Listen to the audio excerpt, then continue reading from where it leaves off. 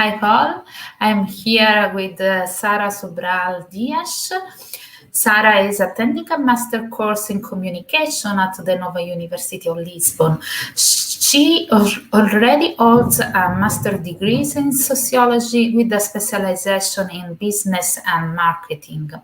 Sara is doing research in the field of strategic marketing, and today she discusses a poster titled Strategic Communication of Crisis in Public Health Engagement, ZIKA virus and microcephaly in Brazil in 2016 to 2019.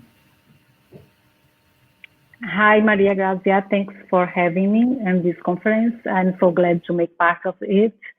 And in 2015, Brazil experienced a Zika virus epidemic transmitted by the bite of the Aedes aegypti mosquito.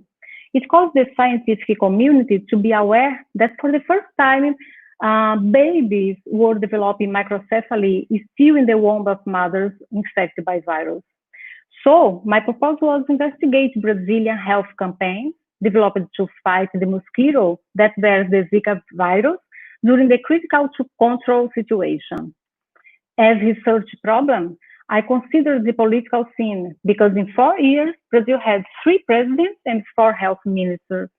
I would like to know what were the main campaigns of each of these governments and what were their approach and the strategies related to argumentative, rhetoric, and informative aspects.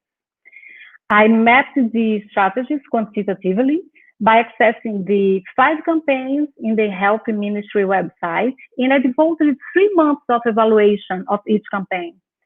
After determining the periods, I measured each of them by accessing 3 social networks of the ministry: Instagram, Facebook, and YouTube, to measure the interactions like visualization, impressions, comments, sharing, and followers. I also applied a second analysis category that was the identification of the rhetoric argumentative aspects, the logos strategy, evaluating the technicality of messages, the ethos, the strategy, and the question for the appeal to authority and credibility, in the emotional appeal to pathos, analyzing the use of fear, power, and mercy. In the third category was the analysis of the linguistic propositions, included detecting which pieces use the colloquial or formal speech, and the metaphor as a figure of speech. As a qualitative result, I identified that all campaigns used informal and metaphoric language as the main linguistic instrument. What was really good, since a lot of studies shows that metaphor helps to make people in health situations better understand the problem. In 2016 campaign, there was a huge appeal to logos and ethos, trying to lecture and convince society to join the fight. In 2017 and 18, there was the emotional appeal strategy, used the microcephaly victims' testimony.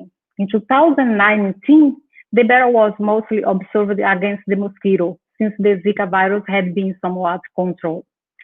Summarizing the conclusion, the campaigns intend to educate the society, invite everyone to act together with the government to control the proliferation of the mosquito. And there was a consistent balance between the initial approach through the use of logos, what means persuasion based on logical arguments and evidence of facts, calling the audience to reason, and pathos, appealing to the audience's emotion. And that's it. If you wanted to contact me, feel free. Thank you.